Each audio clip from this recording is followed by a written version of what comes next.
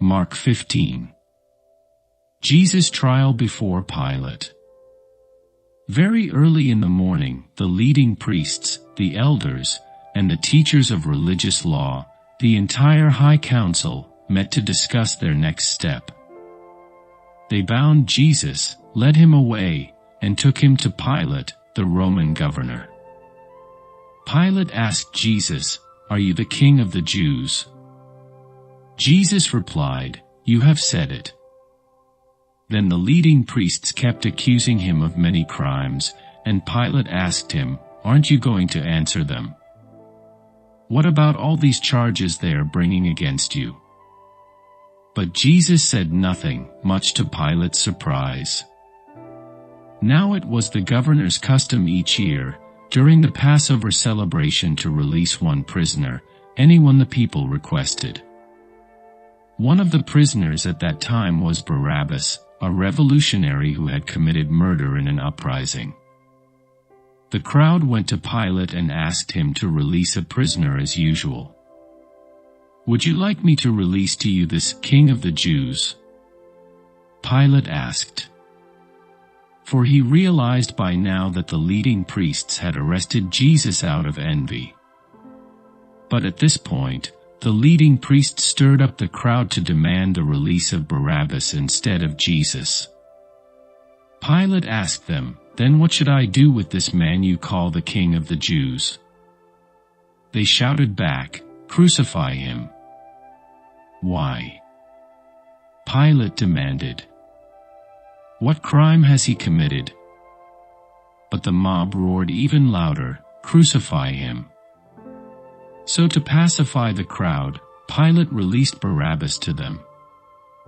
He ordered Jesus flogged with a lead-tipped whip, then turned him over to the Roman soldiers to be crucified.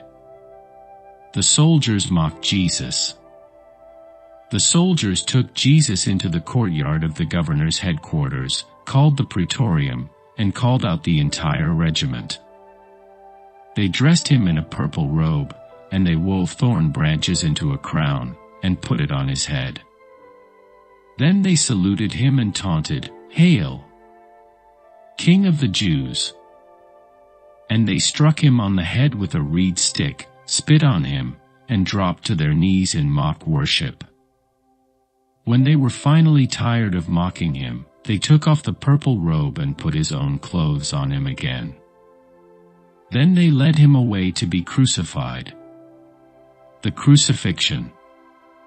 A passerby named Simon, who was from Cyrene, was coming in from the countryside just then, and the soldiers forced him to carry Jesus' cross.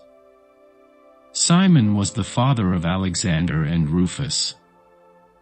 And they brought Jesus to a place called Golgotha, which means, place of the skull. They offered him wine drugged with myrrh, but he refused it. Then the soldiers nailed him to the cross. They divided his clothes and threw dice to decide who would get each piece. It was 9 o'clock in the morning when they crucified him. A sign announced the charge against him. It read, "The King of the Jews." 2 revolutionaries were crucified with him, one on his right and one on his left. The people passing by shouted abuse, shaking their heads in mockery. "Ha! Look at you now," they yelled at him. "You said you were going to destroy the temple and rebuild it in 3 days. Well then, save yourself and come down from the cross." The leading priests and teachers of religious law also mocked Jesus. "He saved others," they scoffed, "but he can't save himself. Let this Messiah, this King of Israel, come down from the cross so we can see it and believe him." Even the men who were crucified with Jesus ridiculed him. The death of Jesus. At noon, darkness fell across the whole land until 3 o'clock. Then at 3 o'clock Jesus called out with a loud voice, "Eloi, Eloi, lema sabachthani," which means, my God, why have you abandoned me?" Some of the bystanders misunderstood and thought he was calling for the prophet Elijah. One of them ran and filled a sponge with sour wine, holding it up to him on a reed stick so he could drink. "Wait," he said. "Let's see whether Elijah comes to take him down." Then Jesus uttered another loud cry and breathed his last. And the curtain in the sanctuary of the temple was torn in two, from top to bottom. When the Roman officer who stood facing him saw how he had died, he exclaimed, "This man truly was the Son of God." Some women were there, watching from a distance, including Mary Magdalene, Mary, the mother of James the Younger, and of Joseph, and Salome. They had been followers of Jesus and had cared for him while he was in Galilee. Many other women who had come with him to Jerusalem were also there. The burial of Jesus. This all happened on Friday, the day of preparation, the day before the Sabbath. As evening approached, Joseph of Arimathea took a risk and went to Pilate, and asked for Jesus' body. Joseph was an honored member of the High Council, and he was waiting for the kingdom of God to come.